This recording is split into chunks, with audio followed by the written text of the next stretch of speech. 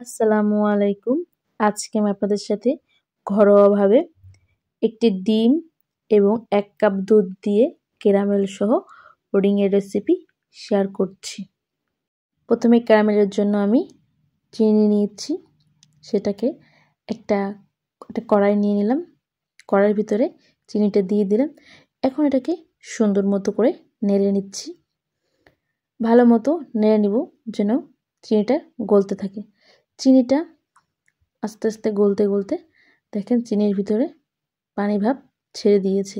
ছেড়ে দেওয়াতে আমার ক্যারামেলটা রেডি হয়ে গেছে। ক্যারামেলের কালার হয়ে এসেছে। আমি কোনো রকম এখানে কালার ব্যবহার করিনি। আমি এটা প্রকৃতিগত চিনির রং থেকে এটা বের হয়েছে। এখন ক্যারামেলটি সেট করার জন্য একটা বাটিতে ঢেলে নিয়েছিলাম এবং ৪-৫টা দিয়ে সুন্দর করে ক্যারামেলটা যেন বসে সেজন্য ঘুরিয়ে নিচ্ছি। আপনারাও এরকম নিতে পারেন এবং আপনাদের মনের মতো করে বাটি নিতে পারেন এই পুডিংটি বসানোর জন্য। প্রথমে একটি বাটি নিয়ে বাটির ভিতরে রুম টেম্পারেচার একটি ডিম নিয়ে নিব।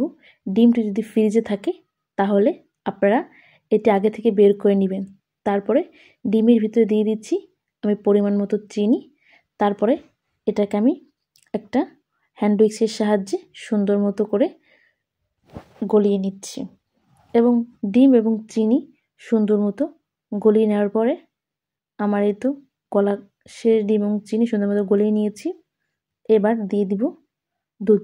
এই দুধটুকু আমি আগে ফুটিয়ে কমিয়ে নিয়েছি।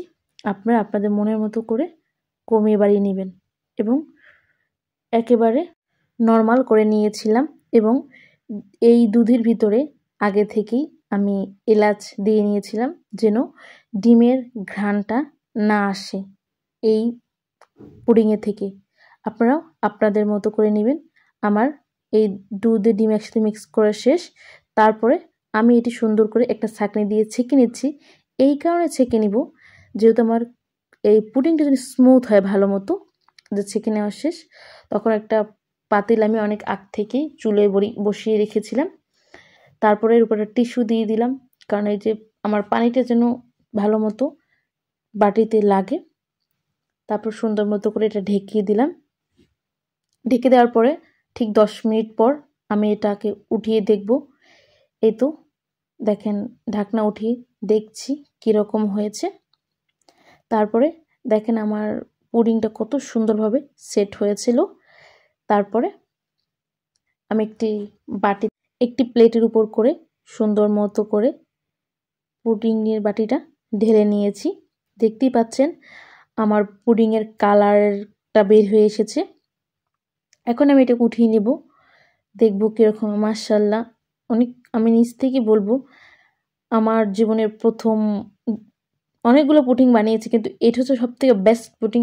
আমি কোনো রকম রং ব্যবহার করিনি। দেখতে পাচ্ছেন কি সুন্দর হয়েছে। আপনারাও চেষ্টা করতে পারেন।